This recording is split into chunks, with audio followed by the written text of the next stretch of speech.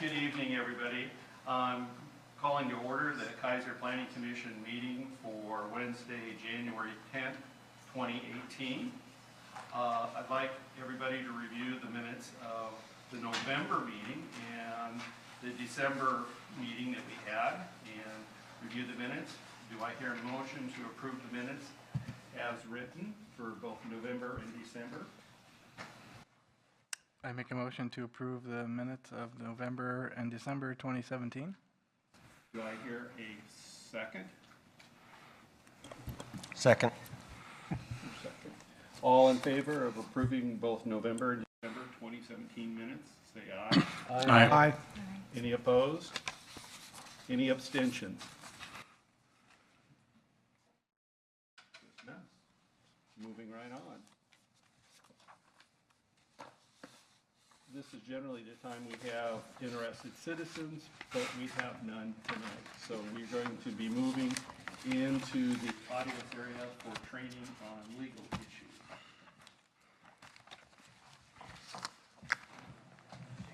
I have some stuff to hand out to you when you guys take a seat down here.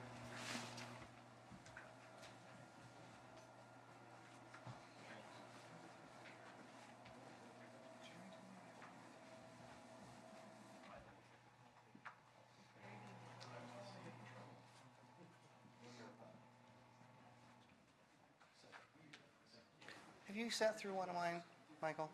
Trains? Yeah. So I think you and Hirsch, Kyle, maybe. Oh, well, Jerry, yeah. I mean, Gary has me, yeah. Kyle, have you sat through one of my trainings? Oh, you guys should all go home then. He looks really excited. This is some of the most exciting training. This is almost like going to Star Wars. Yeah.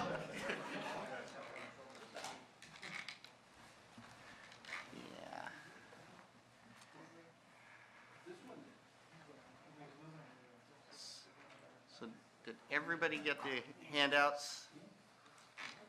I'll try to go over those towards the end if we have some time. I'm not going to try to take too long because I think a lot of the people, more than I thought, have already had this training or, like Matt, reviewed the video of it. But now you get to ask questions, Matt. So, you couldn't ask questions of my video. So, Is your microphone on? yeah, it's on. I'll get a, oops, the wheel just dropped into the, why? Okay. Okay, so this is a brief rundown of what we're going to go over tonight. I'm going to overview of the state land use system, talk about the difference between quasi-judicial decisions and legislative decisions, talk about ex parte contacts and bias, briefly touch on conflict of interest. I'm going to use a short example of the Area C big box amendment for those of you that remember that, and I'll refresh that for Matt and Crystal. And then briefly on public meetings and public records. Go ahead and ask questions at any time. Go ahead and interrupt at any time you want to. So starting with the land use overview, Senate Bill 100, and I think it was 1970, created the current statewide land use system. Provides statewide, it's a statewide system, but it provides for local control. And the main emphasis is the goals and guidelines.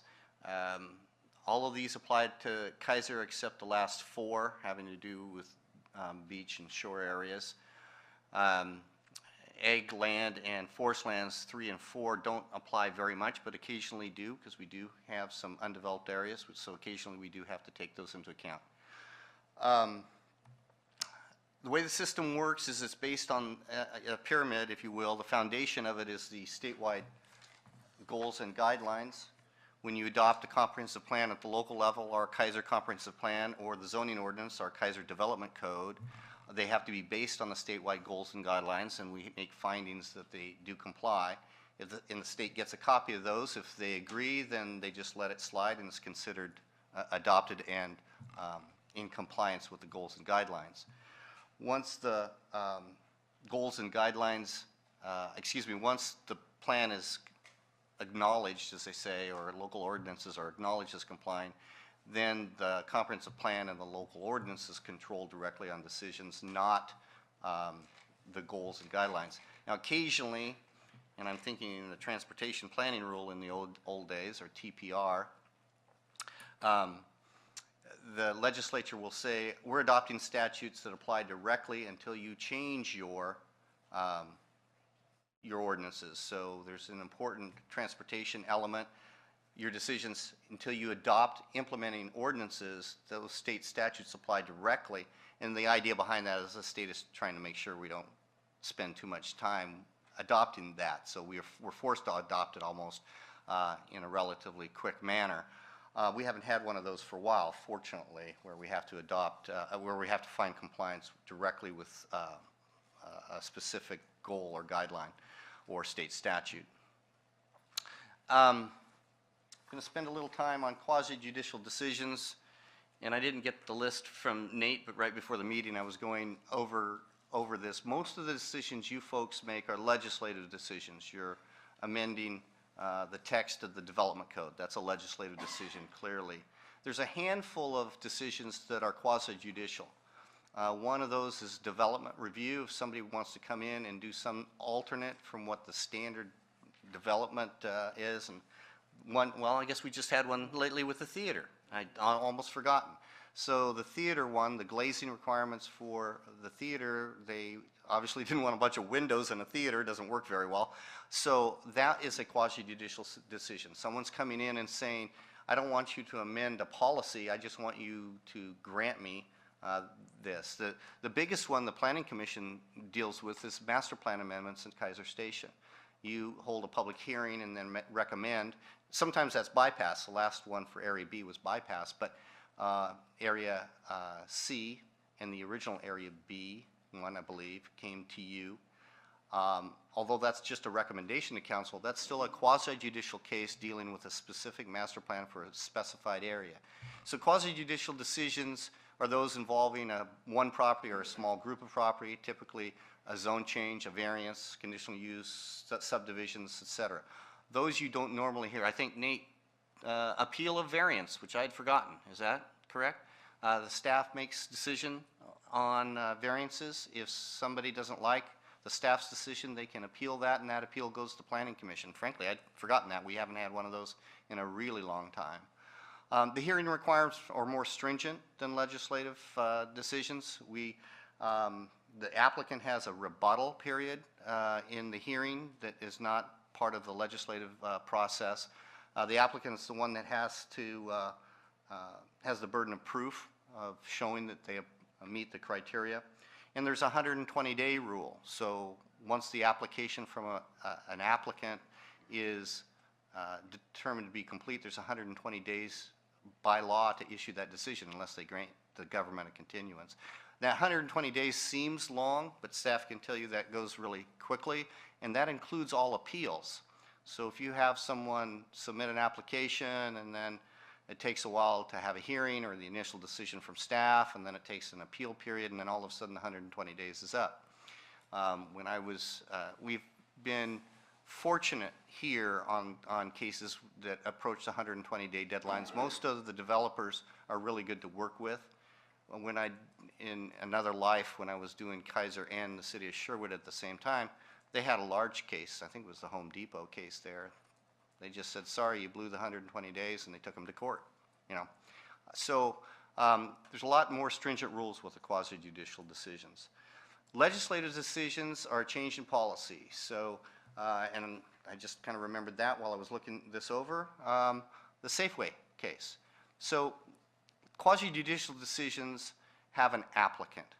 And quasi-judicial decisions, there has to be a decision at the end of it. It's either going to grant it or deny it. You grant it with conditions maybe, but it has to have a decision by the government.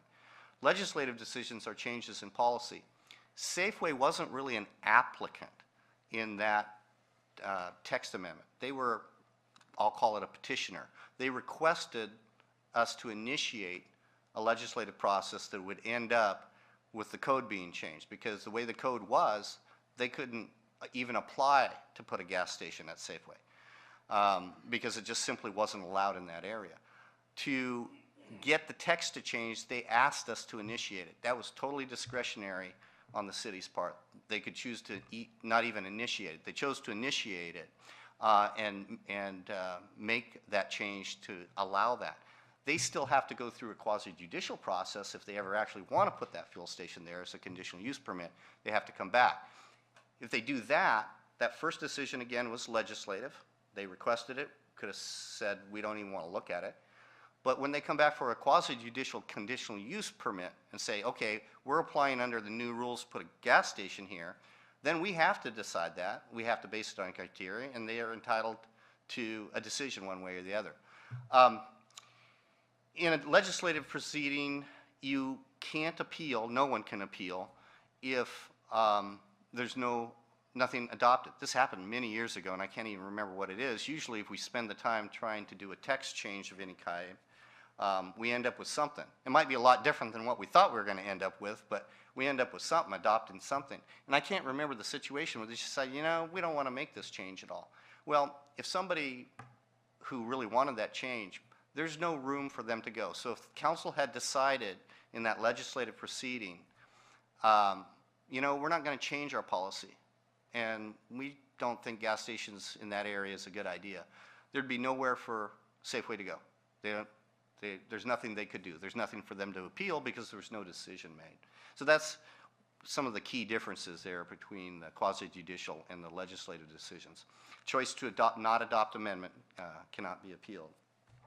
What's the other ones I wrote? Urban chickens. Who was here for urban chickens? Only a handful? We changed it to allow urban chickens a few years ago.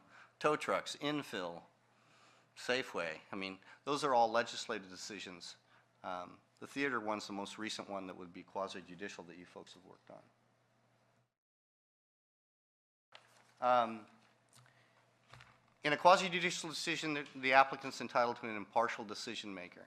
And the council or the planning commission sits as judges, hence the term quasi-judicial. The decision must be based on compliance with the criteria, and I like to enforce the time limits a little more carefully with a quasi-judicial decision, so there's no sense of unfairness and no perception that we're being unfair to one side or the other in a quasi-judicial decision. That's not quite as critical in a legislative one. As I said previously, in a quasi-judicial decision, the applicant is the one that has the burden of proof. That's why they get the extra, you know, at the end, the rebuttal, they get the extra shot. The idea is, well, they're the ones with the burden, so they get the last shot. And the planning commission and the council is the one that would weigh any conflicting evidence. And I'm trying to remember, no, that was Safeway, which was legislative, but oftentimes, for example, traffic is an issue. So if you have traffic traffic concerns as an issue in a quasi-judicial case, you can sometimes end up with dueling traffic engineers. If that's the case, then it's up to the planning commission, if you're hearing it for a recommendation, or the council to say, I like this guy's numbers better than this guy's numbers. You would be the decision makers. The whole concept between quasi-judicial, and this is just so fascinating to me, and I know it's incredibly boring to you, but initiated even before Senate Bill 100, and that was with a case called Fasano versus Washington County, in which it was a single-family neighborhood with bare ground next to it, which was also zoned single-family, but the developer wanted to make that into a mobile home park. Well, the single-family home people just weren't real happy about the idea of a mobile home park there, but they granted that zone change, and it was in the old days, and in the real old days, the 60s or 70s, and in those days it was sort of like, well, whoever you talk to, you know, I think is a good idea kind of thing. And what the court said in that case is that parties at a hearing are entitled to present and rebut evidence to a tribunal that's impartial, having no pre-hearing or ex-parte contacts concerning the question, and to a record and adequate findings. And what the concurring judge said is, yeah, I agree, and by the way, it is solely within the domain of the legislative branch to devise a new and simplified statutory process to expedite that. And that's what started to push Senate Bill 100, because everybody realized that these, for lack of a better term, and maybe this is unfair, good old boy kind of, hey, I know the commissioner, you know, he'll get this through. Those days needed to end, and we needed to have something that was clear and a little more precise. And so that's what started Senate Bill 100. Oops, wrong button. Okay, any questions so far? In compliance with criteria, that can be met by mitigation or other factors that meet the Right. criteria. And the general rule that applicants like to point out to us is just because it doesn't look like we can meet the criteria, if you can condition the application so we can meet the criteria, then you should condition it such rather than deny it. And that, you know, that came up in Area C. It comes up in a lot of cases that are hotly contested, especially. And if we can say, well, you know, if you put a deceleration lane here, if you put a signal there, if you move the driveway there, then the traffic is okay. If you put in an extra stormwater detention facility here, you'll be able to meet that criteria. Right, you can't just say, oh, I don't think it works. You got to take the blinders off and say, well, there's a condition that could make it work. And yeah, so that is accurate. Ex parte contacts, and I'm going to say this more than once because people sometimes get worried. This only applies in quasi-judicial cases, but an ex parte contact is something that they teach in law school. I can't talk directly to a judge without the other guy there, okay? That's cheating. It's like, hey, judge, you don't need to listen to that other guy. I saw you at lunch. Can I talk to you about this case? That's like a bar violation, okay? I mean, you can't do that. Ex parte contacts, because you sit as quasi-judges, if the theater owner had come to one of you and said, hey, this is, and being totally innocent, he's not trying to bribe you or anything, he just says, this is a really good idea and this is why. And that's outside the hearing, that's an ex parte contact. And so, and that's like to be avoided. I guess I should need to get on with the definition. Any communication regarding an application outside the public hearing process, and include verbal, written communications, site visits, or newspaper articles. So what I like to tell people, and again, you don't have that many cases, and then I all of a sudden thought, wait, but you just had one, the theater one. I don't remember what the last one was before that. Do we have any development review one? Been a long time. Yeah. But what I tell folks is, you know, if you know there's a hearing coming up on a quasi-judicial case, you know, try to avoid reading the newspaper even. And I've had city councilors that say, oh, gee, I read the newspaper. And I said, well, which one? And they tell me. And I just bring in the copy of the paper and put it in the record, make an announcement. Now it's not ex parte anymore. So it's real easy if it's in writing.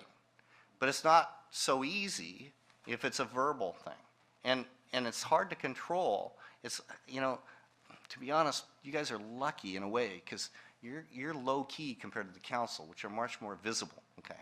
And you know, I may be wrong, but I don't think people know you as much as the council, so you're not hit up at the grocery store maybe quite as much. Nate is. Go ahead, Nate. Well, I just want to make sure everybody understands that it's not just the applicant, it's not just Yes. the proponent. Can be an opponent too. It could be an opponent, it could be an interested citizen, It could be somebody who's totally neutral. I mean, not just says they're neutral, but is actually neutral. It's any information at all. And and again, this is only in quasi-judicial ones. So the latest one, I mean, I'm so old-fashioned.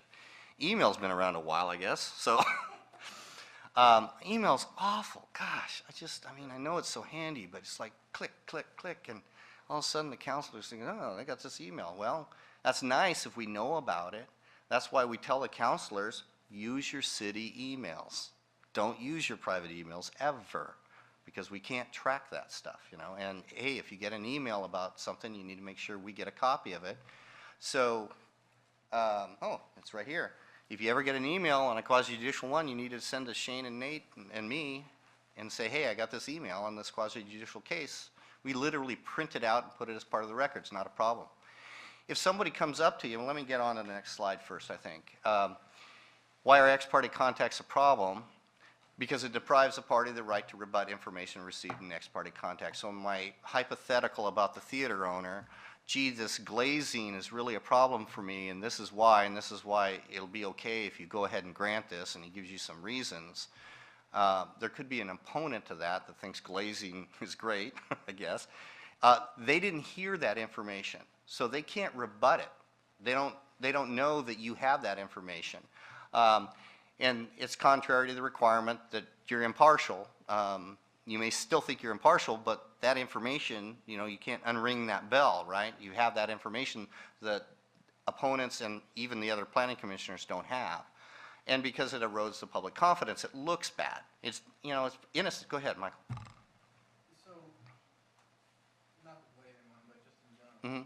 So obviously, a proponent of an idea will come to staff and be working with staff. Mm-hmm. There may be a decision that has to be made at the planning commission. The proponent generally is the one there. I assume it's rarer to get the opponent. Mm-hmm. It's something super fine. You mean at the staff level? Well, at the staff level, but also the planning. Mm-hmm. Yeah. So, how do we then get the rebuttal? Oh, well, if there's nobody opposing it, They might be opposing it, but not to the point where it gets them staff. yeah. And there's really no good solution to that. I mean, not that I can think of. The way, and let me just go to the next slide because I think it kind of addresses how you deal with ex parte contacts. Again, only in quasi-judicial, doesn't apply to staff. So applicant, opponent, proponent, neutral citizen, any discussions that they want to have with the city, they can have it through any staff member, just not the decision makers. And even in cases where you guys are making only a recommendation, you're still a decision maker in a quasi-judicial decision. Only applies after an application is filed, but should be avoided if you know an application will be filed. And I think this is, I'm not going to spend much time on a site visit. Occasionally a site visit by itself, even not talking to someone, can have knowledge that you gain that you should disclose. That, hey, I went to the site, I looked at that. The topography causes me concerns because of drainage. So just the site visit itself theoretically could be an ex parte contact. But this is the one I was kind of getting to, Michael, is what do you do if you have an ex parte contact? You must disclose that at the beginning of the meeting. And I don't think I put this in the slides, if you have it spread over 2 meetings, like we continue it, you have to disclose it at the beginning of the other night, evening too, not just the first one. Somebody might be there that was at the second one that wasn't at the first one. So, and this is the problem I have, we just haven't had this come up at council, at planning commission months, but it does come up at council, frankly, on a semi-regular basis, unfortunately. And I've kind of trained them pretty good, I think, to disclose that it occurred. The problem is you can't just disclose that it occurred. And I've had counselors in the past say, oh, you know what? Joe Jones caught me at the grocery store, and he had some issue with that Area C thing, but I told him I couldn't talk. It wasn't very important. It's something about drainage or something. Well, you can't just disclose that it occurred. You have to disclose the contents of it, because the whole idea behind that is the person on the other side, I want to rebut that. So I tell counselors, I said, look, you're going to be hard pressed. Because I've had counselors in the past that just don't like to say no to people. It's hard to say, hey, I can't talk to you about that. But I tell them, you need to disclose the whole nature of that discussion. You're going to remember all that, and it's going to look kind of funny. So you need to kind of get a little set spiel kind of thing. And what I've told people is you need to tell them that the whole decision could be undone if I talk to you. And go ahead, Hirsch. When I was on transit board, one of the things that I kind of ran into exactly what you're talking about. One of the things that working with the people there was, well, if you got a concern, can't talk to you, but you really got a concern, compose an email and send it to staff. Excellent. Yeah, excellent way to handle it. Yeah, something in writing. That way I gave them something without saying flat out, no, I don't want to hear it. Right, right. So, again, why must they be disclosed? I guess I already discussed this, to allow them to rebut it unless they know the contents of the ex parte contact. the other party is unable to make a counter argument to that. No, here's my evidence that the drainage is not a problem. That guy just told you, you know, yeah, he saw it flooded once 10 years ago. Here's my professional engineer saying that's not a problem. I didn't know you thought it was a problem. Now I do know because you disclosed the ex parte contact. The bottom line, try to avoid these altogether. It avoids challenges on appeal, necessity of the detailed disclosure, and most importantly, avoids the appearance of impropriety, just the perception of it. You know, a lot of people don't trust government generally, and when something like that happens, even though it's very innocent, it just looks bad, kind of thing. And I added this in my notes. I have had counselors say, well, yeah, I ran into the guy and he told me this information about that thing we're having a hearing on. He said, but the counselor will say, but you know, I didn't say anything. Nah, it doesn't matter, okay? It doesn't matter that you didn't say anything. You heard information. So that's what the ex parte contact is. You could sit there and just be totally silent and you still have received the ex parte communication. So something to be avoided. Any questions on that before I go on? Matt? I'll open a can here, worms. Social media is becoming a lot more, What's social media? sorry? What's that? Social media? Oh, is that the thing on your phone? Yeah, that thing on the phone, but, you know, I've noticed especially on the tube packaging and stuff like that, I mean, you just can't help but avoid or run into these conversations and these things of that nature, so, Yeah. obviously, stay off the pages, especially when it comes to these. Yeah, I don't know how you do that.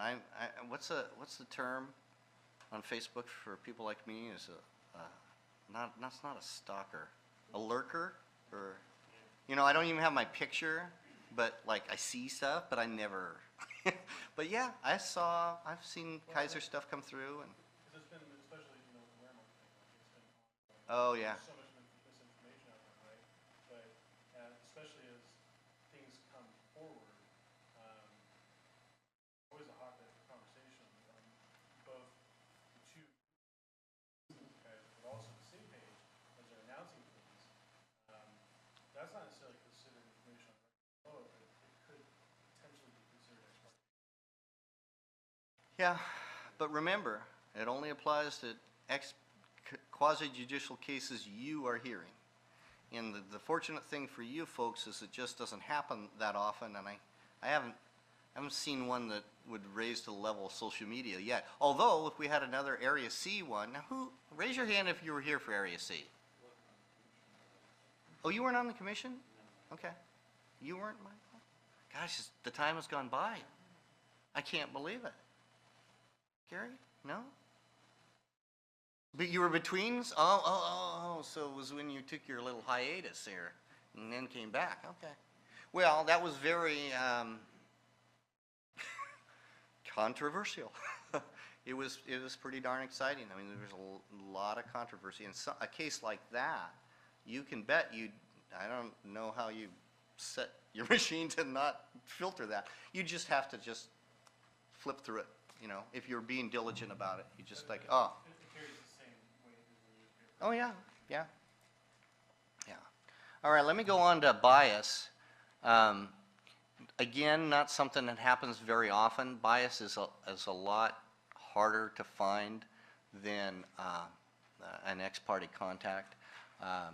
Is prejudice or prejudgment of the facts to such a degree that the decision maker is incapable of rendering an objective decision on the merits.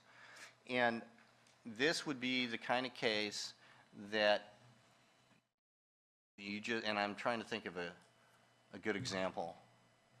Is this the one where I threw in the fluoride one? I don't know who was here for the fluoride days, but. True. So let me use that. Thanks, Hirsch. That's a good example. Although I don't think any of you guys were there. You were pretty objective, as I recall. But let's. We had a couple members that were quite. I think you remember. Yeah, I guess so. But I wouldn't think. Opinionated is not the same as biased. Okay. If you look at the definition again. It's to such a degree that you're incapable of rendering an objective decision on the merits. And back up, I'm not sure you have a bias situation in a legislative decision, which marijuana was. So that would be the main issue there. So that's probably not as a good example.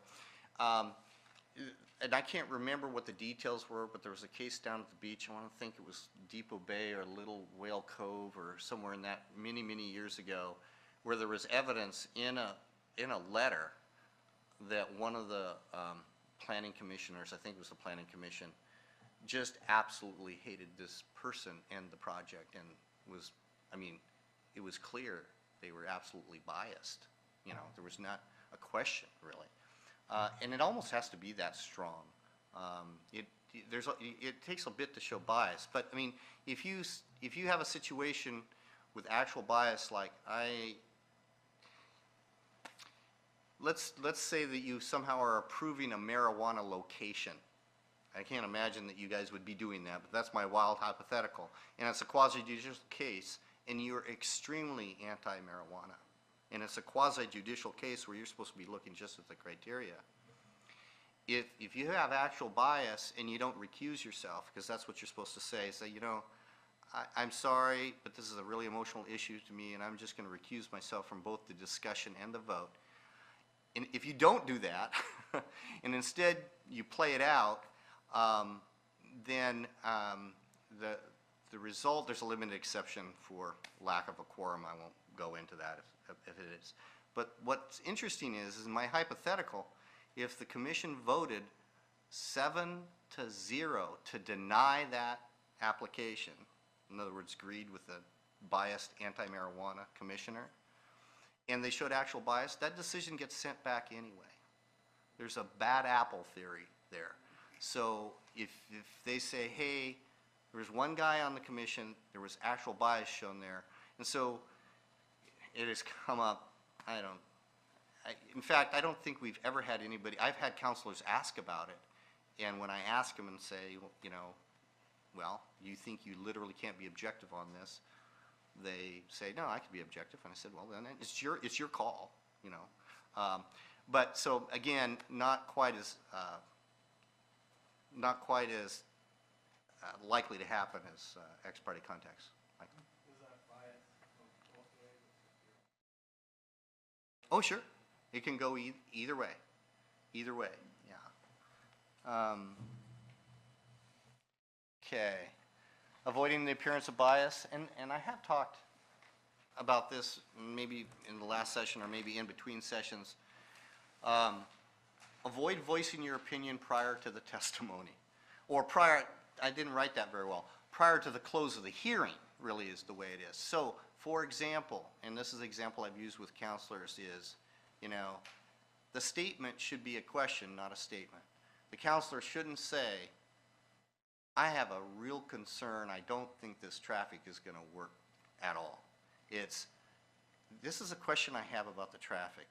Do you think there'll be a problem? You see the slight tone there? To just flat out say, you know, it's my opinion this project won't work. Before the hearing is closed, that shows, you know, especially if you say before there's any testimony even, that shows a little bit of bias there.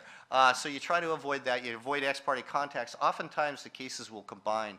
You'll see it's not uncommon for an appellate case on bias to include ex parte contacts, because that's kind of, I mean, you can have ex parte contacts without bias, but a lot of times if you have bias, they're based on ex parte contacts, so you need to try to avoid those too. I thought I had one more. I guess I don't. One more slide. Any questions on that? Okay, moving right along. I'm just going to do a brief thing on conflicts of interest. Actual conflicts of interest and potential conflicts of interest. Actual or any action, decision, etc., the effect of which would be the private pecuniary benefit or detriment of the commissioner or the commissioner's relative or any business with which they're associated. A potential is virtually the same, except there's one word difference, and that's in the second line, could instead of would. The other one that I circled is pecuniary. That means money. This is not like bias or prejudice, where there's a personal issue involved. It's purely money. So I'm really against marijuana. It doesn't matter in this setting. The state statutes that say, you know, you're not going to have conflicts of interest, or if you do have them, this is how you deal with them, are only if it's a benefit. And one of the old ones used, the difference between actual and potential is, if you have a zone change on your own property or your relative's property, that's an actual conflict of interest. If there's a zone change on property that's near you, that might change the value of your property, but it might not. That's a little speculative, and that's considered a potential conflict. I'm not sure that's really a great example, but that kind of gives you an idea. We seldom have actual conflicts of interest. We have in the past. Personal interest, as I say, is not an issue. It's the pecuniary benefit.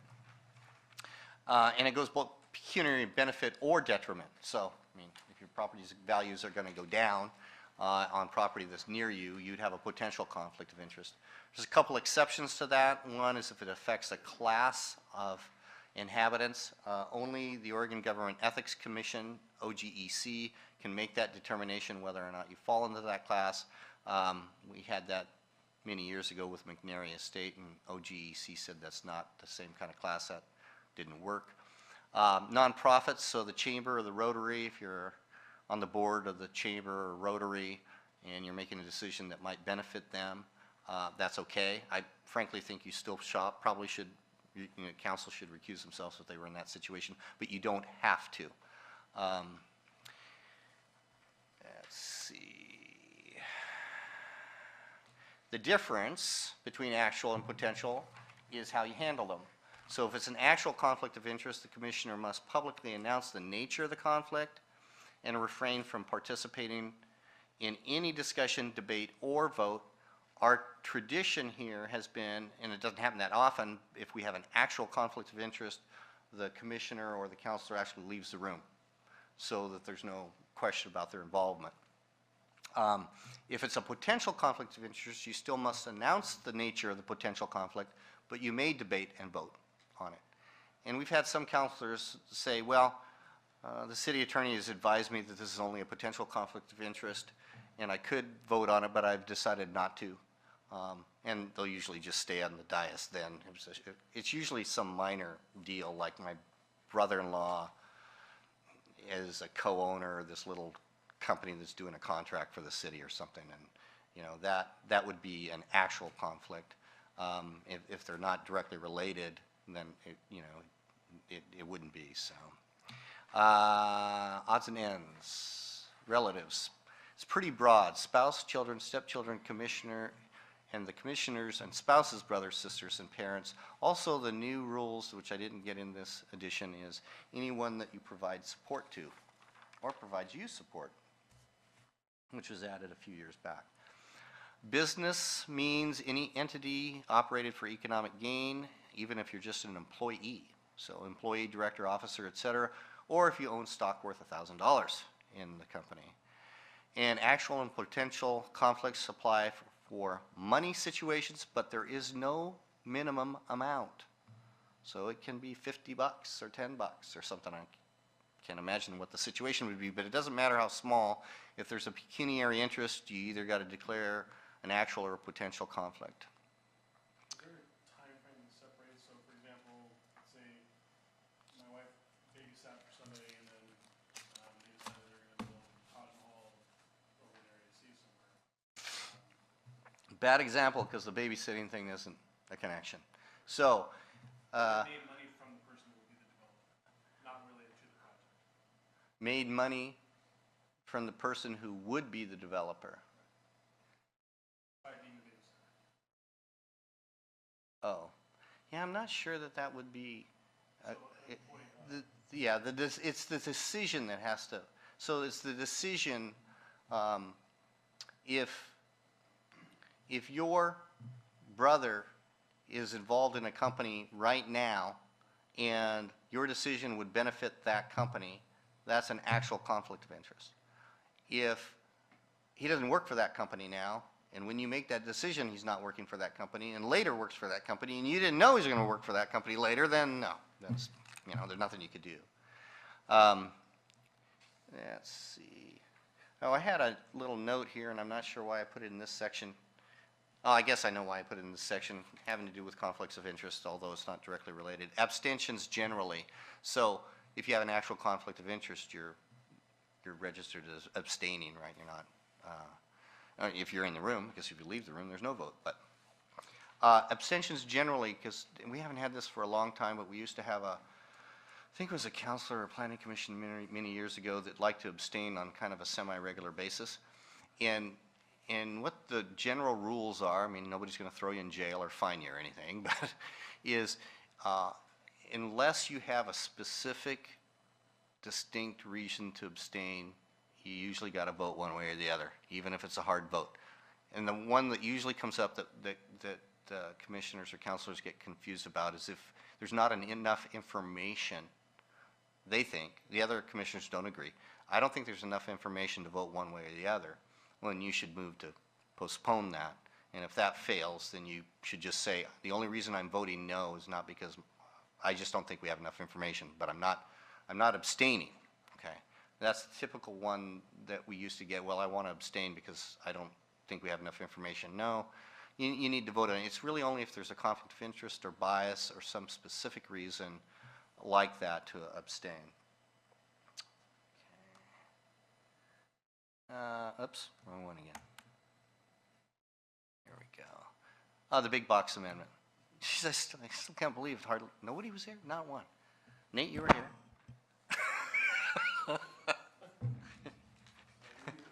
Well, for those of you that don't know, Area C is where the Bonaventure Senior Living is now, and a large apartment complex behind it. Not that many years ago, that was bare ground. And quite a few years before that, it was bare ground with the original Area C issue, which was a legislative matter because that property in the Keizer Station plan, as part of the plan, in other words, a text of the plan, so legislatively, said we want mixed use here, and so we don't want any big box stores, and it can only be 10,000 square feet total, maximum per store. And the developer came in and go, well, yeah, that's great, except I want a big box store.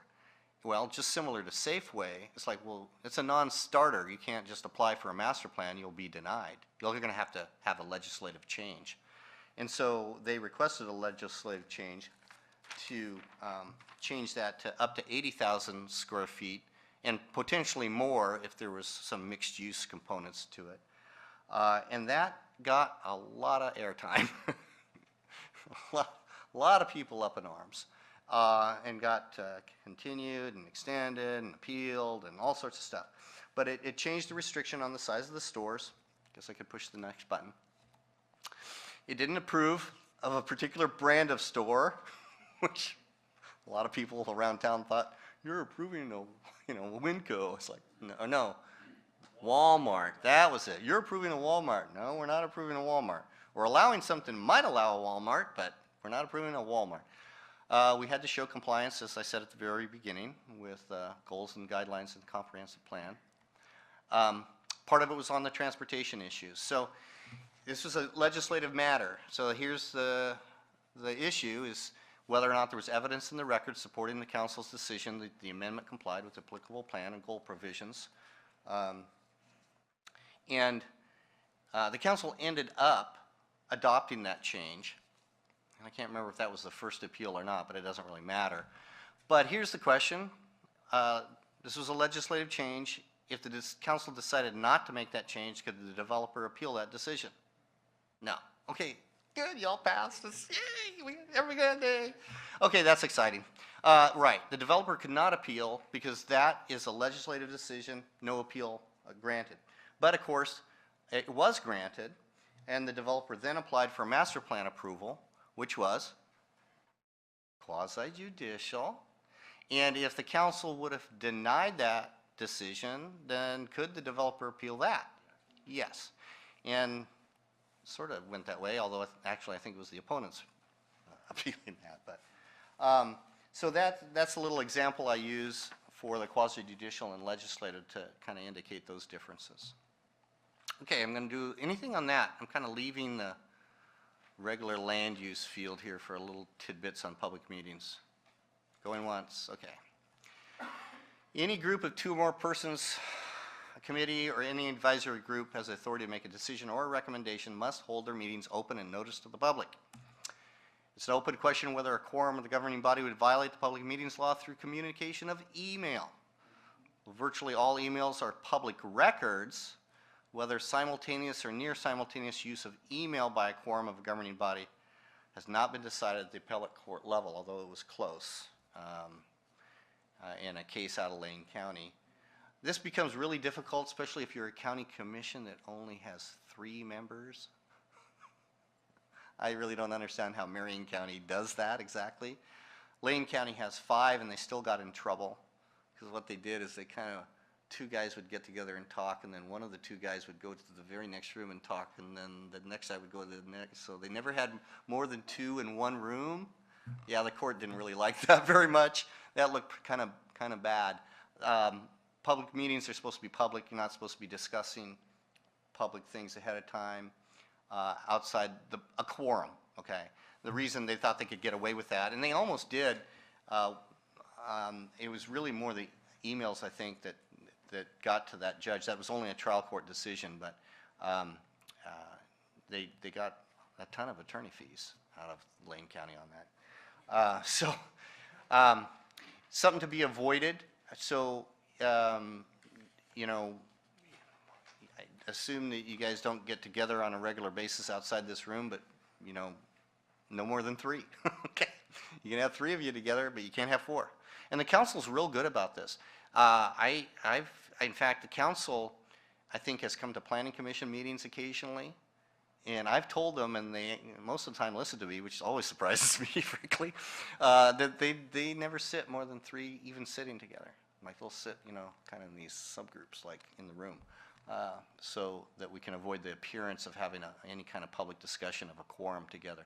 Public record, what is a public record? All writings, emails, documents, regardless of form, related to the public business that are prepared, owned, used, or even retained, even if we don't create them. Once you send something to us, if you think it's private, you better not be sending it to us. There's some limited exceptions. I'm kind of exaggerating a little bit. There can be things that are submitted in confidence, but it's kind of a risk. So oftentimes we'll tell a developer that wants to be real hush-hush, you know, yeah, you don't leave anything here. If you leave anything here, it's a public record. You know, you want to show us something, but anything that we hold is a public record. There's really few exceptions to that. They're very narrowly defined. Any discussions in an email having to do with public business, whether you have that on your private email account or not, is a public record. The example that I like to use is in Beaverton quite a few years ago now. Some of you may remember City of Beaverton got in a pretty big hassle with Nike, because Nike's big headquarters is just outside Beaverton, and Beaverton privately between themselves thought it'd be a really neat idea to annex Nike. and Nike got wind of that and filed public records requests, and the Beaverton tried to resist, and they paid a lot of attorney fees there, and the mayor's personal laptop got subpoenaed. So so it's something to try to avoid, and that, again, that's why I tell counselors to use your city email addresses rather than any other kind of email when you're dealing with the public. Yeah, as commissioners, I know early on when I was on the board, we had an issue with emails with the capital planning. Is that with transit? No. Oh, here. Oh. Remember with the capital planning commission? Oh, yeah. Yes, I do remember that. And there was a bunch of emails on that was directed at various people to do actions and stuff. Yeah. Eventually put a stop to it, and any discussion I think we had to bring here. Mm-hmm. Yeah. We said, I remember that now. That was awkward. Yeah. Sorry, time out. Let's just discuss at the public meeting and not have these little side discussions. Yeah, I recall that. The other thing I make sure is, you know, if there's a reason for the email that makes sense to do, that's fine, but remember the newspaper rule. And for those of you that don't know what the newspaper rule is, always assume anything you put in the email is going to end up in the newspaper. So, you know, I read my emails at least once or twice before I hit send. And what I think might be a good joke, I sometimes delete, you know, because it can be responded. And I guess the other thing that I didn't write down that I want to mention is, and I find the council doing this occasionally because it's just so darn efficient, and it is, I admit it is efficient. But emails really should be, you know, hey, we're changing the meeting time, or this is getting added to the agenda, or, you know, do you know when the next meeting is, or do you know what the agenda is? It shouldn't be, you know, I haven't really decided about this case. I need to talk to you. I need to get more information about this case or whatever. Particularly, of course, if it's a quasi-judicial case. But frankly, even if it's legislative, because that interaction is now not, it may not be a violation if it's legislative, but that interaction is not available to the other commissioners usually, unless it's everybody. And then what you end up having, I've had this happen with the council, is, you know, well, yeah, I understand your problem with that, but I think this and this and this. And then another counselor, well, yeah, but I agree with this. I go, oh, that looks like a public meeting. You know, it's starting to look like a public meeting. So you shouldn't be making any decisions in an email setting or even discussion. And that's another problem that some counselors used to have is, well, we're not making a decision. No, that's not the analysis. It's not whether you're making a decision. It's whether you're even working towards a decision or just gathering information. It all has to be in the public meeting. So when you start an email string that, and I'm getting back out of the public records realm now into the public meetings realm on the emails, it just looks bad, you know, and it's something to be avoided. That's why, you know, when Mr. Epley and I discuss, you know, touching base with the council, you know, what I'll often advise him of is, you know, if you're looking to get some sort of okay from the council, you need to take it to a council meeting. If you're just telling the council you're doing something, then you can put it in the email. But polling the council by email is just not a great idea. I don't think that's a violation, a strict violation, but it's something probably to be avoided. So I have some other stuff to talk about, but I think that is the end of the slide program. So any questions before I go to a couple of the other handouts? Okay. In no order whatsoever. Did everybody get one of these? Okay. Public meetings law, parliamentary procedure. Thank you, Tracy or Debbie, or whoever got us these. Appreciate that. Parliamentary procedure, Robert's rules, and I'll go down this list quick. This is a nice little sheet on parliamentary procedure, and Hirsch has been doing this for a while, so he knows a lot of this, so usually goes pretty smoothly. Some random tidbits on Robert's rules, and I'll go over that quick and see if there's any questions, and then we can wrap up. The presiding officer has a latitude on routine matters. We don't have to have a vote on adjourning the meeting or calling a recess. You know, have to have a motion for that. Unless a motion is not required to be seconded, and there's only a few of those, discussion must wait until you get a second, so don't start discussing until somebody says, hey, second. If you don't get a second, the motion dies for lack of a second, you don't discuss it. Motion to reconsider can result in 2 votes after a motion is made, has been passed, and I don't know if we've ever done that here, but we used to do it sometimes at the council. You have to do it at the same or the next regular meeting. You can move to reconsider, but it has to be made by someone who voted in the majority. So if the motion passed, it's a person who voted for it has a change of heart. So, you know, if I voted no and it passed, I can't come back and say, hey, I want to reconsider. No, you're not in the majority. Sorry, it doesn't work like that. So it's 2 motions, though. The motion to reconsider, and so somebody can say, yeah, you know, I'd like to think twice about that. I'll vote to reconsider. If that vote passes, then you reconsider. So it would be 2 votes. Voting for the motion to reconsider does not necessarily mean it's in favor. You may just want to discuss it again. 3C down there. Motion to amend, if seconded, is again a 2 votes. So if somebody says, I move we implement this plan by April 1st, and it's seconded, and somebody else says, you know, I agree with the general idea, but I think it should be May 1st, and then there's a second, but move to amend, you would vote first on the motion to amend. So who thinks it should be May first, and if that passes, then the main motion would be passed to say, okay, we're going to vote on the main motion. It's passed, and now we'll vote on the main motion. All in favor to implement the plan by May 1st can indicate by saying aye. Second page, motion to table, motion to postpone. Now, this is one of my favorites. Motion to table is usually not preferred. A motion to postpone discussion to a date certain is better. And I won't get into all the reasons for that. Motion to table is usually considered a parliamentary trick to put something off forever. And it comes with its own set of problems. So if there's a reason this isn't a good time to do it, usually a motion to postpone to a date certain that forces you to reconsider it at the date that you put in the motion. Another one of my favorites, call for the question. A lot of people think that it's so much better nowadays than the bad old days, and I won't, because Gary's here. I'm not going to name names or say even dates, because you go far, way back.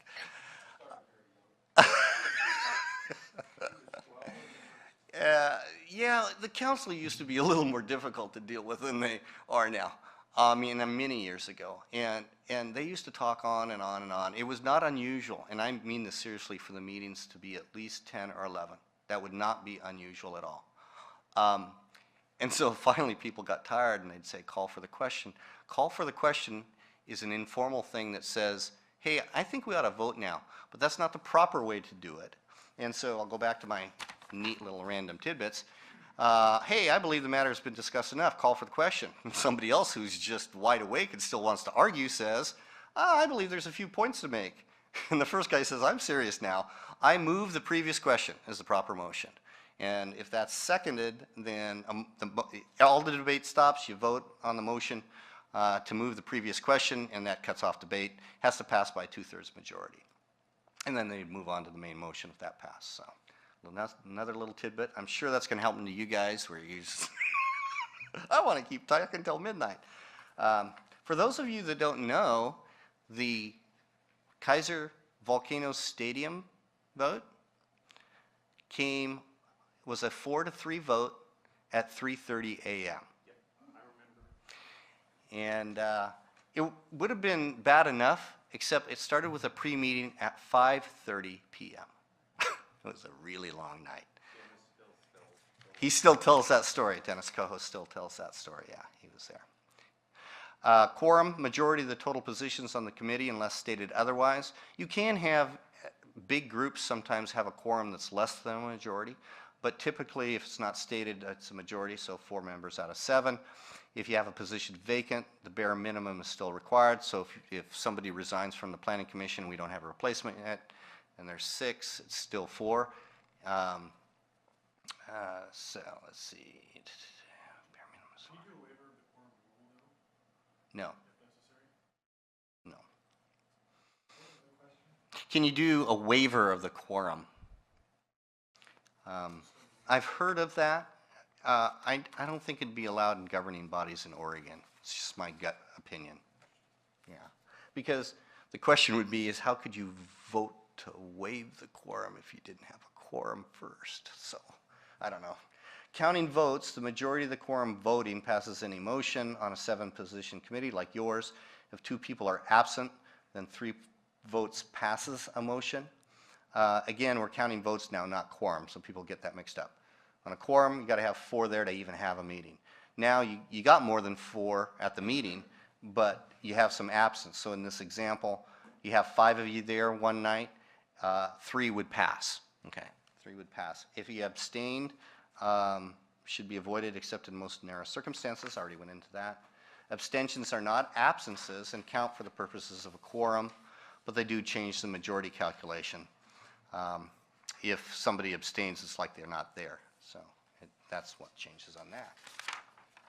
Hey, done. Questions? Look at that. Just a little under an hour. That's good. So I try to make it quick, short and sweet. Any questions from anybody? Okay.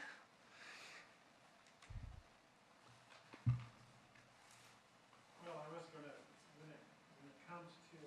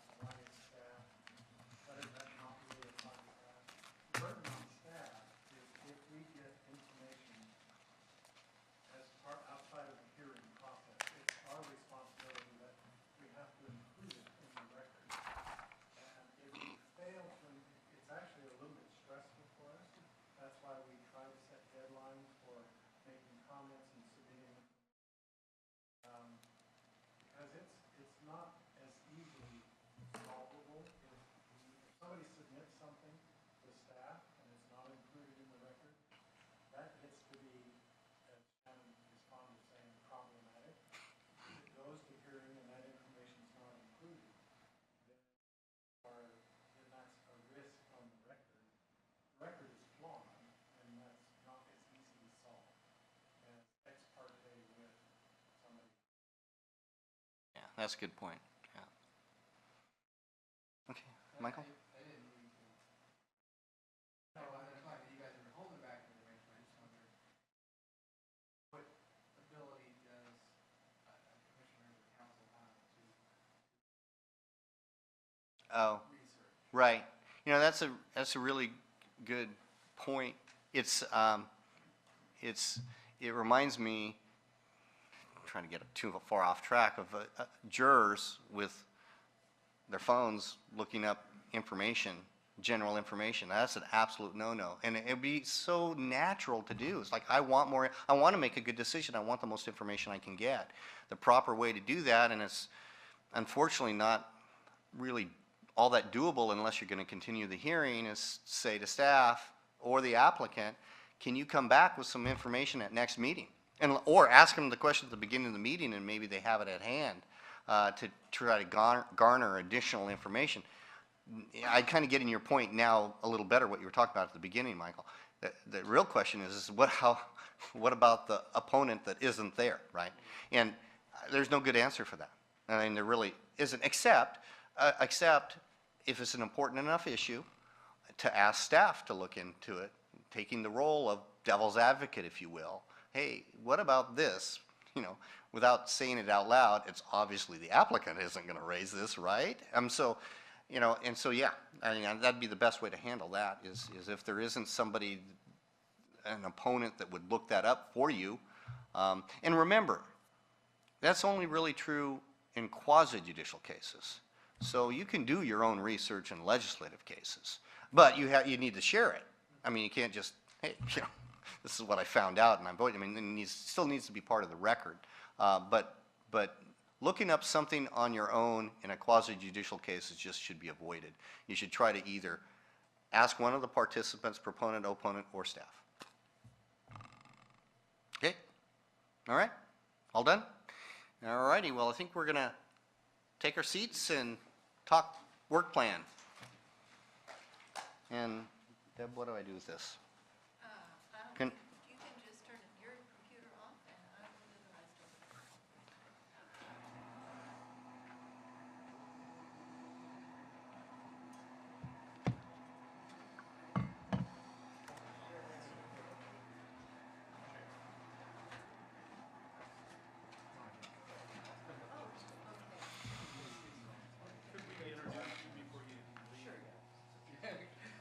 I didn't like it. We have a youth commissioner on our commission now, and it is Isaac from McNary High School. So he's got to leave now, but I wanted, before he left, to introduce him. And I think it's so cool that we have some youth on this commission. So that's great, and as I always say, go Celts. See you tomorrow, Isaac? Yeah. Okay.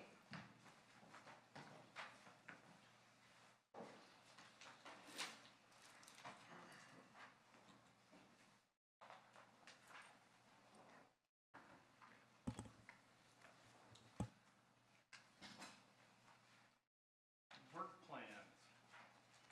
Now, in my days as a state manager, work plan meant something else. Well, you can look at it how you want.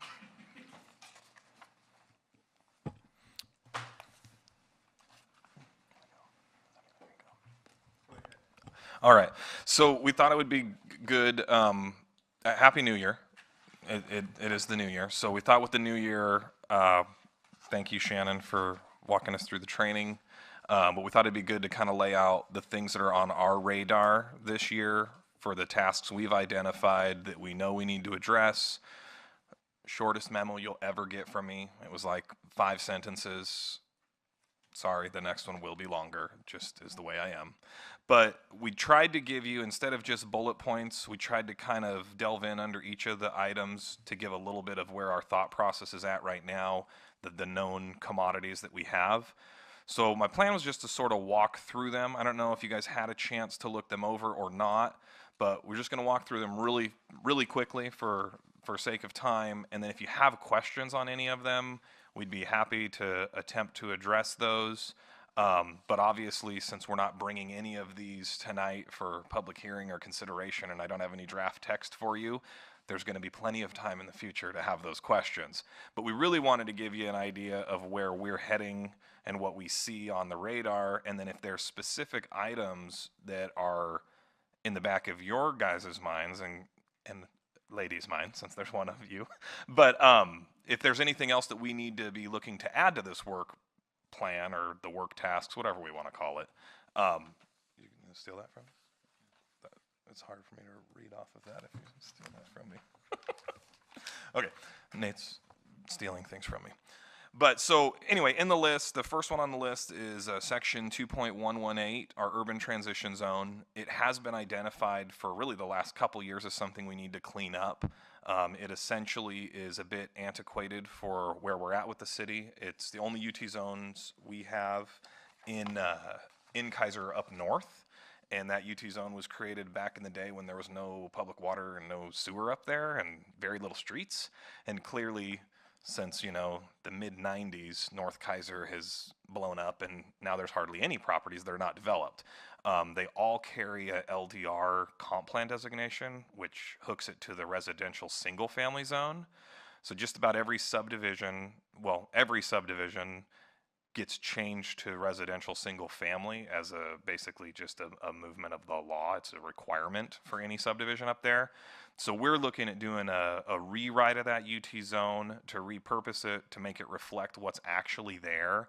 But then also the concept is that we're trying to look at some language that would make that UT zone possible to be used for its purpose if things were to change down the road and we needed to apply that UT zoning designation to land brought into the city or anything like that. I mean, clearly that's a long ways out, but right now we refer to priority areas that don't exist and aren't accurate. There's road references that those roads aren't there anymore. So it really is mostly a cleanup, and also there's some cumbersome issues. If you own a UT property up in North Keizer and you want to build a shop that's outright allowed anywhere else in the town, in an RS zone, you have to go through a conditional use process, which costs you time and money, and we don't really have anything that we're saying to them because it's outright allowed in the zone. So anyway, that's the first thing on the list. The second thing on the list is connected to it, and that's that we feel it would be appropriate to actually look at that northern area of Keizer and do a legislative rezone of those lands to have them be consistent with those comprehensive plan designations of LDR, and so to rezone those actually to the residential single family. We've done a little bit of analysis on it. Analysis is not the right word. We've looked at it, and there may be some pockets that we want to leave UT because of the size and the development potential, or create some ability with our land supply issues. And, you know, the state goal Shannon listed, one of them does have to do with providing housing. So what we don't want to see happen up there is on the 2-acre parcel that's zoned for residential single family, to somebody plop down a McMansion in the middle of it and to preclude it from any future development. We're not saying that somebody can't do that, but we still want to be able to kind of guide how that gets done to protect future use of our land resource. So that would be the legislation. Yes, Michael. Did you say that the transition or the rezone has to go to RS, or like it? Currently it would, otherwise we'd be looking at a comp plan zone change and not just a zone change. Okay. So yeah, we could talk more about that. I mean, I think that going with the if you did do a comprehensive plan change, we have a lot of other problems right now with our land supply overall, with our EOA and our HNA, and the fact that we have a lack of all lands. So to take things off the books that are already comp planned for RS, it could really blow up our housing needs analysis that we currently don't have enough housing land for. So it would make it worse. And that's been one, I mean, that was one of the big issues and arguments and problems with the Cow property comp plan rezone, that even though it was achieving greater density, it was leaving us very open for being able to justify that we really were in compliance with state law when it came to the analysis of, are we taking land off the books or not for RS, something we already don't have enough of. So So just for my own clarification, even though you're still providing housing, residential singles blows everything up, or not doing residential single blows everything up? It would, I'll defer to the attorney. In the Herbert property, the cow property up on the corner of Verda and Shamawa, it was zoned single family. And changing that to multifamily was a little interesting. It would have been interesting but very, very sad if somebody appealed that, but they didn't. And here's why. We're showing a deficit in both single family and multifamily, okay?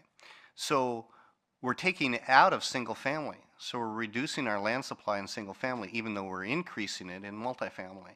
So the question is that okay to do? It's weird, I don't know. It's a real easy question if we have no deficit in single family and a deficit in multifamily. Then it would have been no question. It was obviously the right thing to do. But since we had a deficit in both, it was, you know, we were kind of. And a greater deficit in multifamily. It had a great, oh, that's a good point. Nate was mentioning, and I kind of forgotten that. We had a greater deficit in multifamily than single family. So we thought it was totally justifiable, but it was an interesting kind of conundrum. To follow up, or at least go in the same direction that I hear Michael going, if we have a negative land supply in either RS or RM, and yet we share common land use, UGB, with 3 other entities, Salem, Marion, and Polk, how do we end up with a deficit? When they have allegedly a more than ample supply for the next 20 years. How can we have it both ways? Yes. Next Well, question. The bottom line is, when we went through our EOA and HNA studies, we carved out the concept that we are our own jurisdiction and we have our own needs. Now, the question of how it's resolved or how it's supplied gets, that goes to the heart of what you're saying is, could somebody challenge us and say, you don't? That would have been an exercise in semantics, probably. The reality is we do have an adopted housing needs analysis that has established these figures that we rely on as we do the analysis for our rezones and when we look at these properties. I'm not questioning we have a lack of land supply for pretty much any zoning that there is. But at the same time, could I be the devil's advocate and say, well, you can't claim that we can't change RS to RM or whatever because there is an adequate supply. Look at the. Sure, absolutely, and that's why this brings all kinds of challenges when we go through this analysis. Okay. And I think the one thing just from I mean, that's a discussion we can absolutely have, and if we get to that one these are not in priority, by the way. So these are not in order by like months. That one's probably down the road a little ways. It's one that it is a very different process for us, whether or not we're doing a comprehensive plan amendment that requires post-acknowledgement plan amendment through the state versus just the zone change that's consistent with our comp plan already. So the scrutiny level and who's looking at it, because Gary, I think your question's great, and I think the answer is our adopted documents in Keizer would say that we have this. I believe that the state land use system would say that we do not have this because there's a shared UGB and they're demonstrating capacity in other places. Okay. So anyway, so that's why that one's on the list, and really it was eyed for the fact that with those UT properties the way they are, with the conditional use, with the different things, it has created at times barriers to redevelopment and infill development to greater densities to effectively use our land to the best capacity, if you will. And if we would have been challenged, I'm sure we would have included that concept in our discussion. Yeah. It would be, yeah, just this item kind of it's not easy, but it would be a lower level of scrutiny, I think, that it gets looked at. So I think it's more within our power to make that happen. So the third thing on the list was section 2.315, the development standards. And that's been on our list for a little bit. We've talked about that before. That would be things that are how buildings look, you know, glazing requirements, articulation, pedestrian scale. You know, Mike's brought up some concepts a couple different times with orientation, bringing buildings up, parking in the rear, things like that. So that would be where we can open up that section and do some changes. The other thing identified at a staff level that's been difficult to explain to folks and to regulate is our current color code and the way it works. So we want to change the color code a bit. One, the market changes, style changes, aesthetic desire changes. And so we've kind of moved into a little bit of the buildings that are being built that people like the way they look are a little different than they were in the early 90s and mid 90s. So we kind of want to modernize those design standards a bit. And then the other big one on here, which is one that you all did consider, and then it kind of got pulled at the council, and that was that 1% concept or the public amenity concept. You know, that was pulled and I learned we're not supposed to use tabled today. So not that it was tabled, but that it was specifically directed to bring that back after some discussions with the chamber and different entities and figure out how to maybe incorporate something in there. So as Nate has kind of met with them a couple times and looked at some things, we think that where it would belong would be more in the design standards area, and how that looks we don't exactly know, but that would be something we'd be looking to open up and incorporate in there. And then the other piece was making sure that we close the loop. We've talked about a couple times there's a little bit of a gap in our code when it comes to landscaping provisions and parking lot landscaping, and specifically was brought up here at these meetings was the Wehrmart project and the fact that we did not and do not have the ability on an interior remodel where there's no change to a footprint to require additional trees in a parking lot. And right now in the design standards, the reason that lives is that design standards are exempt for any interior remodeling. We did change our parking lot standards, but the same loop exists if somebody came in and was not changing their parking lot. So we still couldn't technically require it right now if somebody came in and did a big interior remodel. So we want to remedy that and create the link to the design standards in both places so it closes that. Did you want, no? Was that adequate? Okay. There's one on the list. Oh, did you have a question, Michael? Sorry. You can finish. Okay. The clarification regarding ORS 9.320, that came from our city attorney's office, and that's kind of, I don't know if you want to talk about it, Shannon, or? No. Okay, he doesn't want to talk about it. It's so boring and simple that I can't even bring myself to talk about it. Perfect. And some of them are kind of like that. There will be some we bring that are kind of like, okay, it's bookkeeping, essentially. That is basically the next one falls into that same category. Section 3.202, clarification for notice requirements. We have found over the years that as different sections have changed and notice requirements have been shifted, or types have been, you know, instead of a type 2B, it's a type 3. There's been some things that have moved in certain areas of the code, but maybe got missed in other areas of the code. So we run into them when applications come in, and we kind of are left scratching our heads sometimes and go, oh, Shannon, help, what do we do here? So that one is a real basic. 2.306, the storm drainage.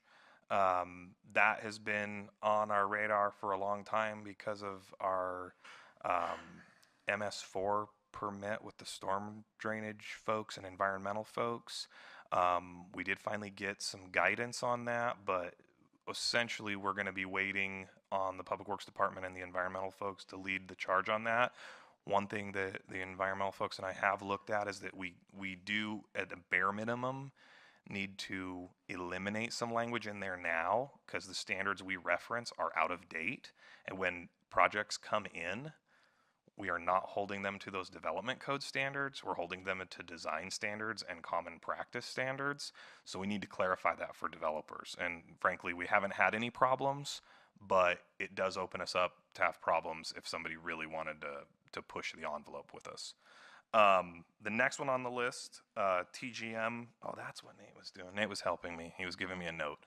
The next one on the list, I just put it as TGM grant involvement. You know, we have 2 transportation growth management grants, the education outreach grant, which last month the stakeholder meeting happened at. We're going to have a workshop, we're hoping next month or maybe early March. And then there's going to be 2 workshops total, one that will be the first one and then the last one where kind of everything gets rolled out, and then a final document that the consultant prepares. We feel as staff, we really want and feel it's important that Planning Commission is engaged in those meetings as much as can be. So we will probably be chatting with you guys as those things get calendared and scheduled as to whether or not we want to have them replace a regular Planning Commission meeting, and in lieu of a Planning Commission meeting, we're going to a workshop meeting, and it's not the typical kind of, you know, Planning Commission meeting, but it may just be that it's an add-on depending on what your guys' availability are. Probably, our hope is to do a joint work session with the city council and you. So, And then the second grant is the revitalization grant, the area plans grant. And that one, we just recently got the signed intergovernmental agreement, the scope of work and all of that. We have not calendared that out yet as to what exactly is going to happen with that. But we definitely see an involvement aspect for Planning Commission. It may just be in the course of Planning Commission meetings. It may be more along the lines of having some sort of an advisory committee role where someone from Planning Commission is on an advisory committee, but that's kind of to stay tuned. But I know Nate and I are excited about that project. You can tell by our faces. I mean, I am. I think it's going to be a good planning effort that will help. yes, and the end result will be there will be some legislative work that we'll have to do as a result. Yeah. So you are going to be involved. We'll have to play it carefully as we go through the development process. The same consultant is doing both these projects. And so one kind of flows from the other, although the education outreach is much more discreet and much more limited, quite honestly. But it's the same consultant. So anyway. And I think out of that, as Nate said, we expect out of the revitalization area plan grant, it's a big long name, but we absolutely expect, based on the scope of work, that there will be identified text amendments that come out of that, maybe comprehensive plan amendments, maybe TSP work that needs to be done. So it is going to kind of inform what we're going to have to do in the next little bit to implement those things that come out of that. And ultimately, it kind of goes back to Gary, your bigger kind of allusion to the elephant in our room always in the city of Keizer, the entire UGB discussion. That revitalization area grant, I think, is going to be helpful for all of us to let you guys as policymakers determine, okay, how can we more efficiently use what we've got, and what is acceptable to our citizens and our community with more intense uses, more density, those kinds of things. And ultimately, it could also change our previously identified EOA and HNA, because those are all the way back from 2009 now, so they're, you know, almost 10 years out of date. So that's what that means. And then Nate added one that's not on your list, and it is SCAT's TIP cost of growth. And I'm going to let him explain that, because that's a lot of So our abbreviations. metropolitan planning organization is called the Salem-Keizer Area Transportation Study, which I find odd that a study is the organization. Yeah. And I don't know, because the bridge goes back a ways. And it's the Transportation Improvement Program, the TIP. Basically, it's the federal money that the MPO, the Metropolitan Planning Organization, gets to allocate to specific projects. In that, there is an allocation for the city of Keizer to conduct a cost of growth analysis. And that would be to take 3 different growth scenarios for the city of Keizer. Either aggressive growth, we get a divorce and we do it all on our own and we get 400 acres that come into the city. What does that do to the transportation system, and what specific impacts does that have to the River Road corridor, to the Lock Haven corridor, to all of that? Everything from that to, well, what happens if we we use the shared UGB and the majority of the growth goes to South Salem and West Salem, and they can battle the bridge, et cetera. So that study is, it's intended that that will be following on the first two. The timing of that got delayed. In fact, I was just on the phone today with the staff at SCATS, indicating, you know what, we're not going to be ready to do, the federal budget year is from October to October, which is, I don't know who chose October, but anyway, so we're not going to be able to get this started before October of this year. So we're scheduling that out. Our desire is to do it as quickly as we possibly can in the next the federal fiscal year. But what that looks like is kind of going to depend on these other two and how fast we can get.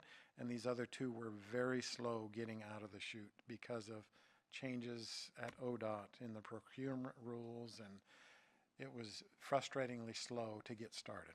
So that's, but I wanted to add it to this because we don't know, we want to jump on that and use a lot of our resource to pursue that if the opportunity is there. And if we can do that, we want to do that.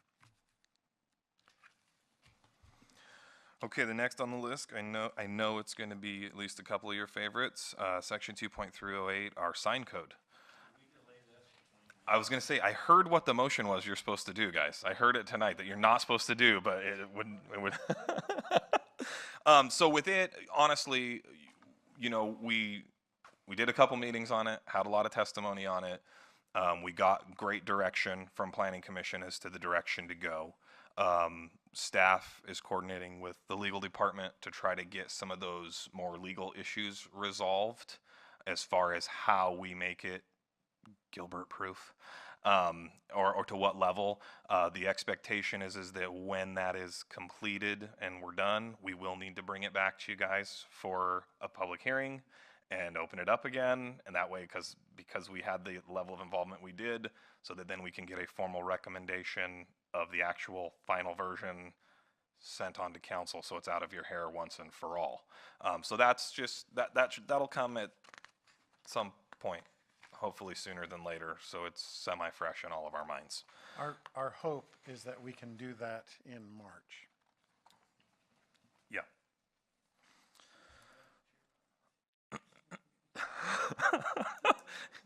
Hirsch is going to be gone. What? And then, so just a couple more on the second page there. I kind of characterize this one as efficiency measures. Haven't identified exact sections that we would be looking at, but we've been looking, part of what we did when we went through periodic review so many years ago and went through the housing needs analysis and the economic opportunities analysis, when we did that work, the consultant group that we worked with had actually given us kind of a memo that laid out efficiency measures for the city to consider to more effectively use the land within our city's urban growth boundary and our city limits, what we've got. We've actually implemented a lot of those over the years, and a lot of the text amendments we've done have been with that picture in our mind. This one, I just kind of characterized that we may want to look a little deeper at some of those things. And again, these are not set in stone, but just off the top of our head. Some of the concepts that have been thrown around a couple different times are things like maybe reducing our minimum lot size a little bit, because effective built area is more affected by overall lot coverage and setbacks than it really is lot size. House plans can be adjusted to fit on spaces that are smaller, and there's several cities in the state of Oregon that have a smaller than 5,000 square foot lot size. So that's a concept that we may want to consider, possibly allowing additional housing types in our zones, beyond the traditional just single-family detached dwellings. Our code is actually a little bit more progressive in that since '98, we have allowed some shared housing stuff that a lot of people didn't allow. In fact, this last legislative session required cities of a certain size and counties of a certain size to allow things like ADUs. As you guys know, a year and a half ago, we revisited our accessory residential housing stuff and actually relaxed the standards to make it a little easier for people to develop them. We haven't seen the market show up here quite yet in Keizer, but it's like crazy in Portland. So one of the things that out of that that legislation that was passed, we're okay at a quick look, but some of the things we want to do is we do want to change some of the vernacular that's used in our code to match up with the state language. We don't call them ADUs, we call them accessory residential housing units. So for sake of simplicity, we want to do some simple changes. And then we also want to do some cleanup stuff because we have actually processed a couple of ADU permits in the last year and a half. And we realized that some of the standards we adopted maybe were not quite as clear and concise for the developers to know what we were expecting of them. Anyway, so those are kind of some of the things that we're considering for some efficiency measures, primarily for residential housing stock. The next one on the list is affordable housing. There was also legislation passed regarding affordable housing. I am not a lawyer. I don't do legal analysis like that. And I have not asked Shannon to weigh in too tightly yet, but it's on our radar. Well, it's mandated. And there are some things we need to do.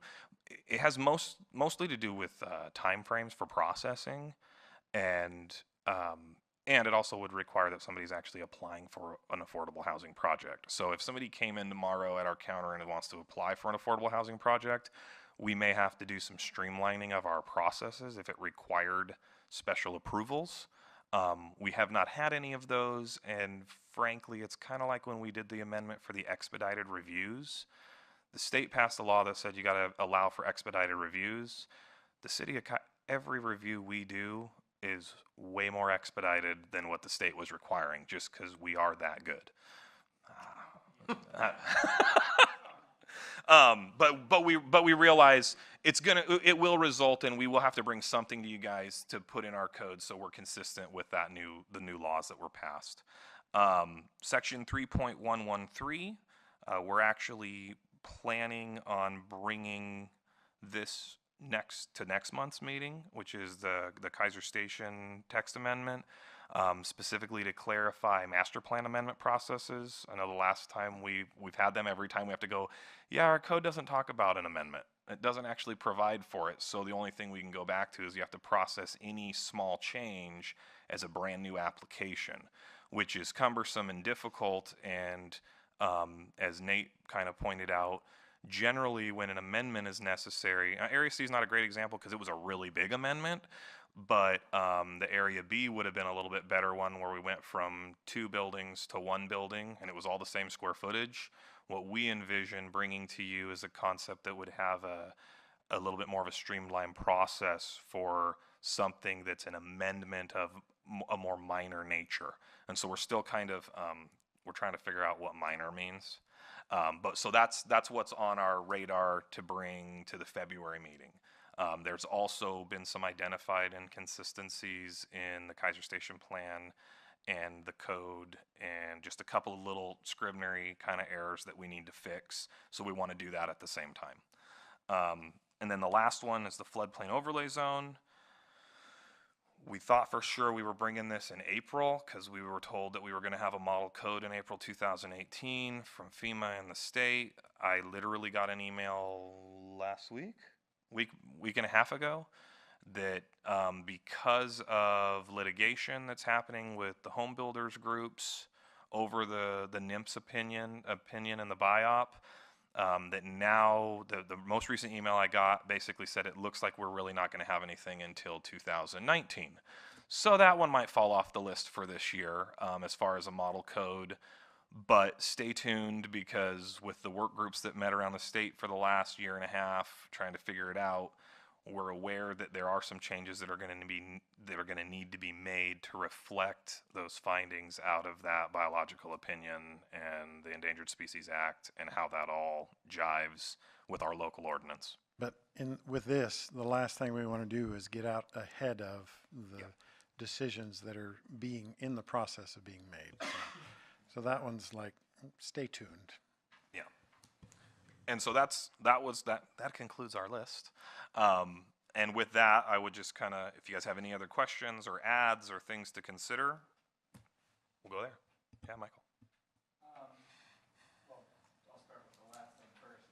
It triggered my mind, we have the local wetland inventory that covers, Keizer.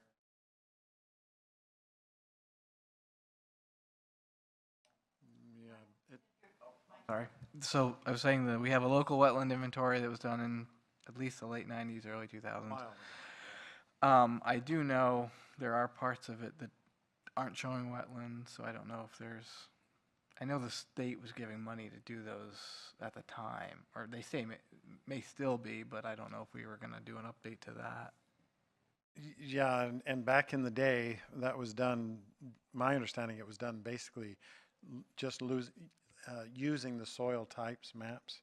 And there was no on-site inventory, there was no real, and technology has gotten to the point now. So I'd be interested to know if there is funding available. I would imagine that our environmental section would be very interested in that.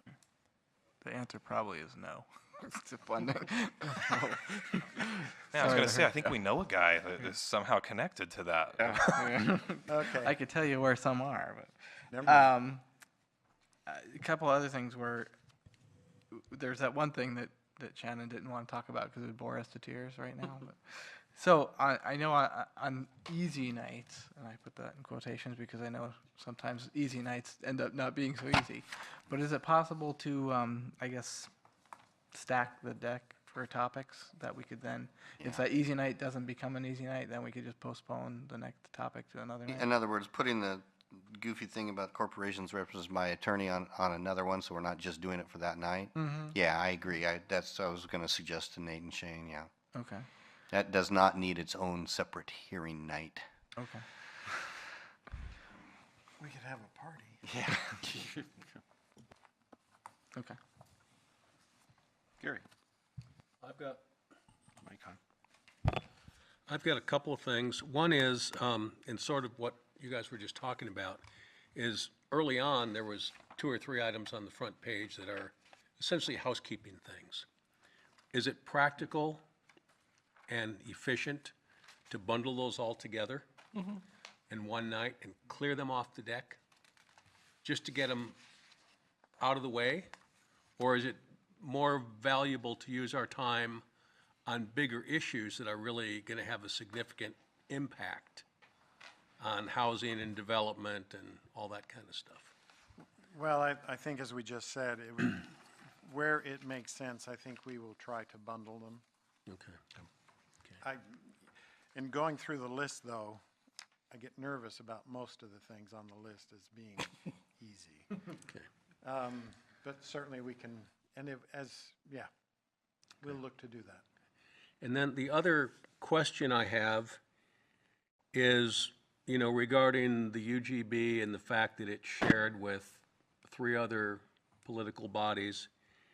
Has Keizer looked at the practicality, the cost, and the time and the effort involved to maybe just work on separating by itself as opposed to separation and expansion?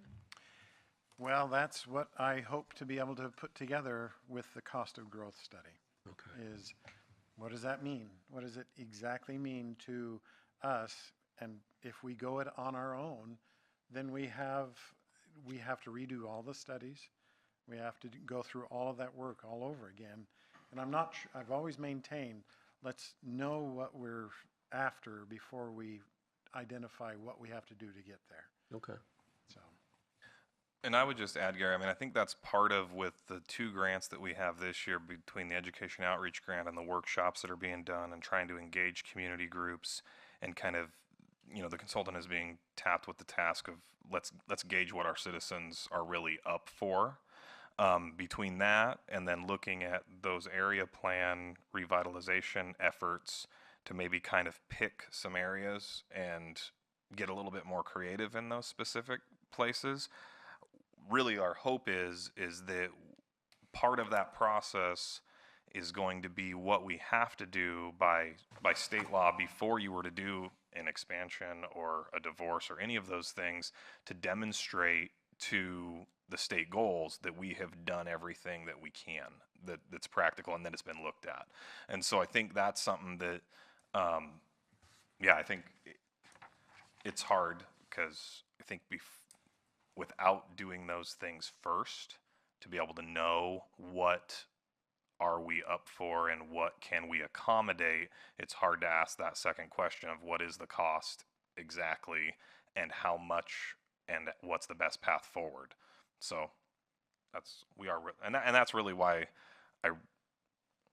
my plea is really hoping that this group has a big voice in those grant projects.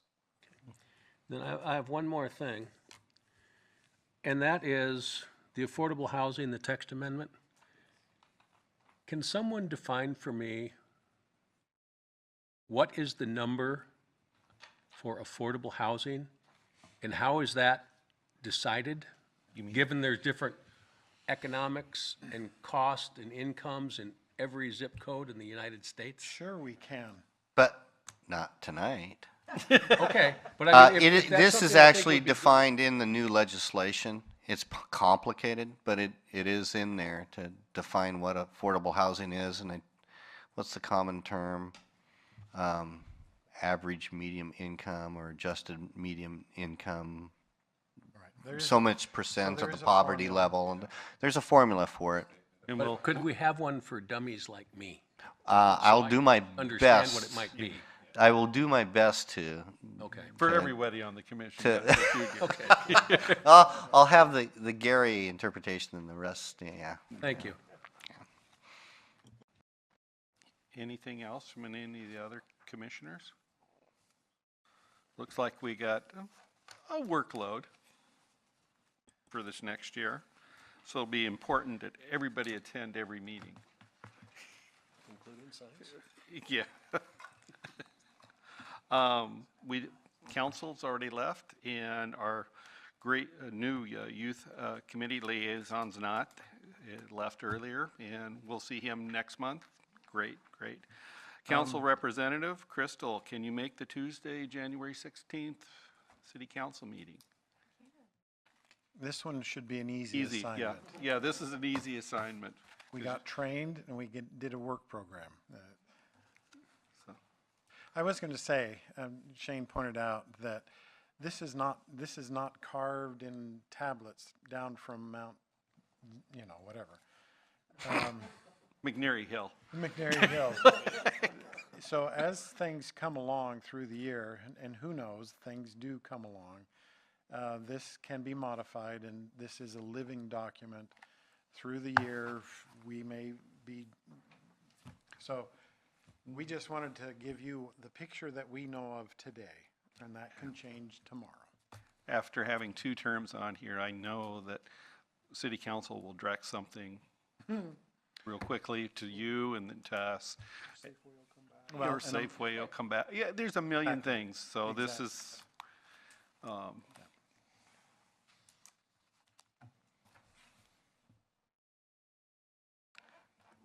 with that, I'm adjourning tonight's meeting.